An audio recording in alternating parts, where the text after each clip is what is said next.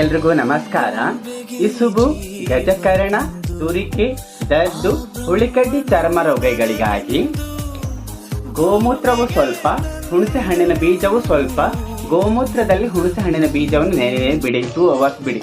ಬಿಟ್ಟಿದ ನಂತರ ಚೆನ್ನಾಗಿ ಮೆತ್ತಗಾದ ಮೇಲೆ ಚೆನ್ನಾಗಿ ಈ ರೀತಿ ಉಜ್ಜಿದ ನಂತರ ಚೆನ್ನಾಗಿ ತಿಕ್ಕಿದ ನಂತರ ನಿಮಗೆ ಪೇಸ್ಟ್ ಬರುತ್ತಲ್ಲ, ಆ ಪೇಸ್ಟನ್ನು ಇಸುಬು, ದದ್ದು, ಗಜಕರ್ಣ ಎಲ್ಲೆಲ್ಲಾಗಿದ್ದು ಎಲ್ಲ ಕಡೆ ಅಪ್ಲೈ ಮಾಡಿದ ನಂತರ 2 hours ಬಿಟ್ಕೊಡಿ. 2 hours ನಂತರ ನೀವು ಬಿಸಿ ನೀರಿಂದ ಕ್ಲೀನ್ ಮಾಡಿ. ಇದೇ ರೀತಿ ನೀವು 7 to 14 days ಮಾಡುತ್ತಾ ಬಂದಲ್ಲಿ ಸಂಪೂರ್ಣವಾಗಿ ಇಸುಬು, ಚರ್ಮ ರೋಗಗಳು ಎಲ್ಲವೂ ಹೊರಟು ಹೋಗುತ್ತೆ.